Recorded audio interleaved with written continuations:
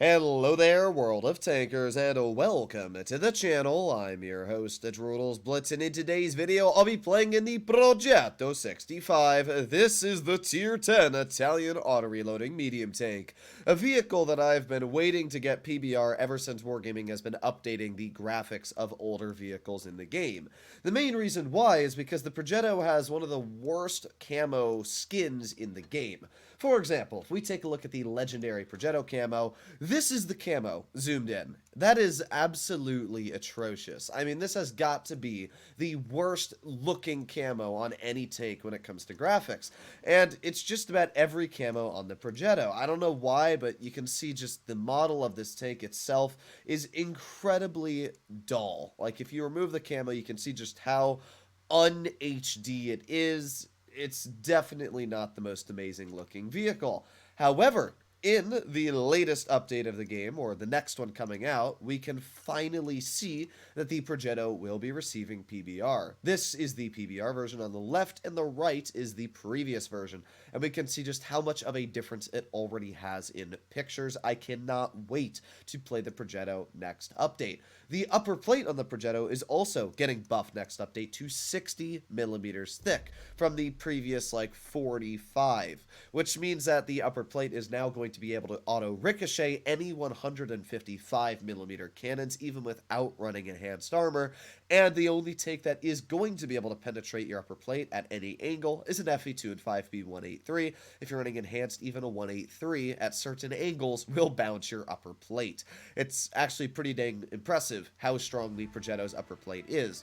Personally, I don't think that the Progetto should have a super troll upper plate. I think the gun should be really good on this vehicle, but oh well, I just think it should have better accuracy so it doesn't miss its shots. Here we are in our first battle. What do we have up against us? 121B, E50M, and a TVP 5051. Okay, that's not an awful lineup for us to fight. I mean, really no lineup is terrible for the Progetto to fight because you always have shells loaded. I really call this a tank that is almost impossible to push unless you full send it, down to the fact that it always has a shell loaded. So there's the 50M. Just keeping an eye on him as of now, and I could shoot a shell in. Yeah, let's go for it. There you go. Easy shot into the 50M once. Unfortunately, it looks like my team is already running. Now, with those players playing that aggressive, well, looks like the TVP is coming back. Huh.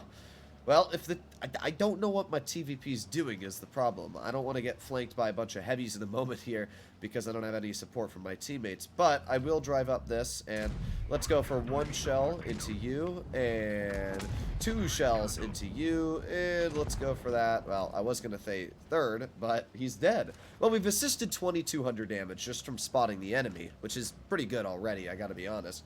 And again, we already have our 3 shells loaded. This is what makes the Progetto such a fantastic vehicle at doing its job, is because you always have shells loaded. Very easy shell into the 121B while he's trying to cross, and with that, he's a goner.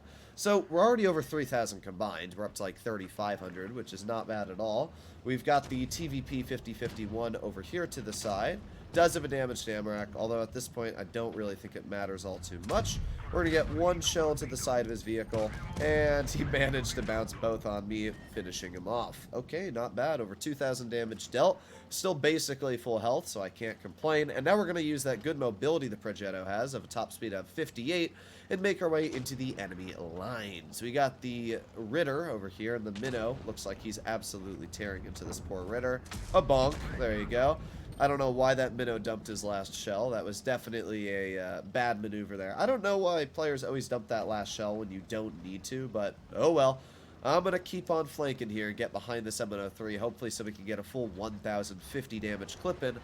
But I don't know if we're going to be able to get there fast enough, because I'm going full speed and these guys are dying mighty fast. Come on!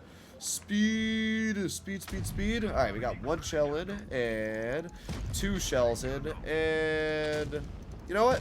Oh, well, I was going to say 3, but it looks like I forgot the gun depression on the rear of this tank is quite poor. Either way, not a bad battle at all. Not only were we able to assist an insanely large amount of damage for our team just by spotting those mediums up, but as well, we were able to deal over 3,170. So, combined, we did 2,000 damage, which is pretty dang insane. That's pretty good. So, I'm not going to complain at all. And, yoop. Alright. let's do another battle in the Progetto, see how it works out again. But this is what I always like about the Progetto. It always feels like it's in control of a situation. There's a lot of takes that you'll play that you feel like, oh my god, I'm being pushed, I don't know what to do.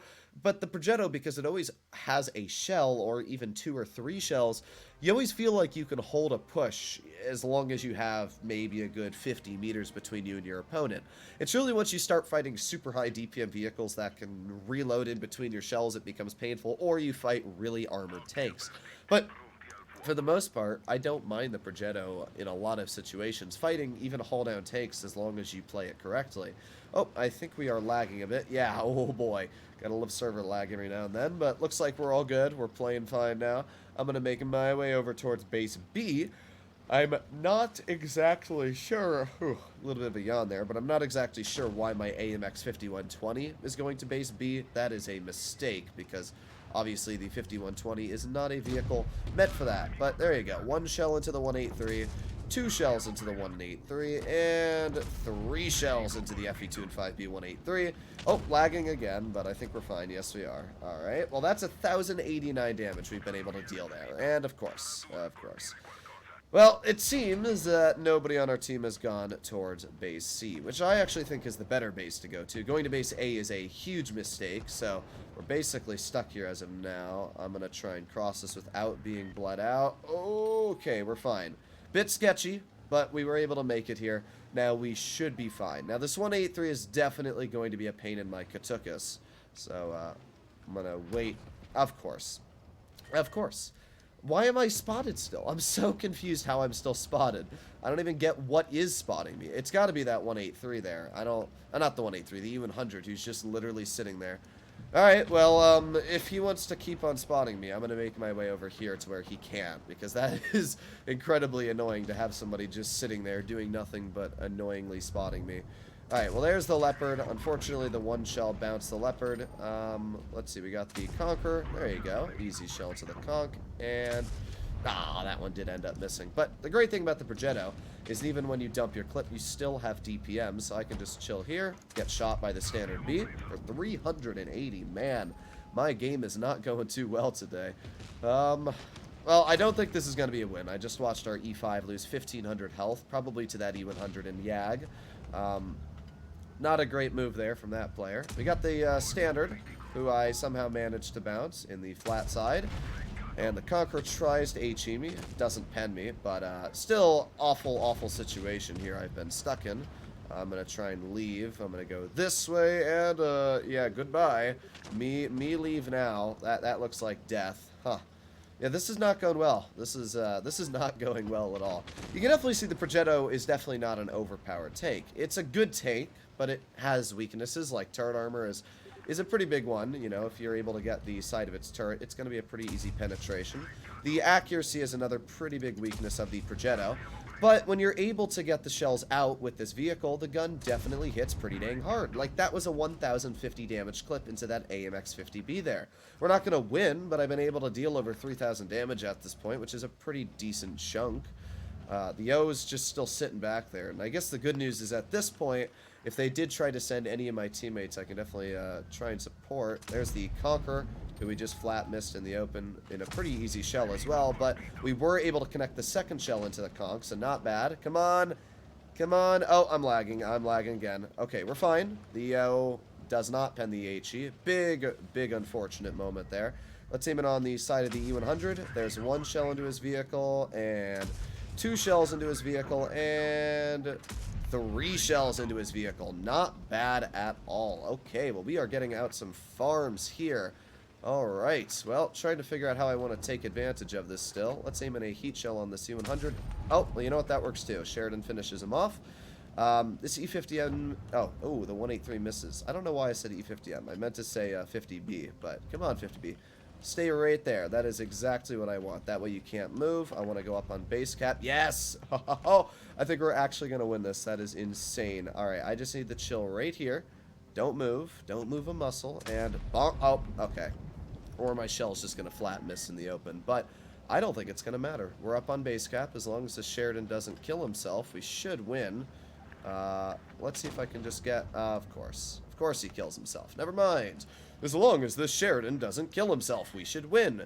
Sheridan proceeds to kill himself. Okay. Well, I'm gonna go this way and try and get over towards... of course. All that Sheridan had to do, man, all that Sheridan had to do was leave. Just drive away and do anything else but sit there and die to the 50B.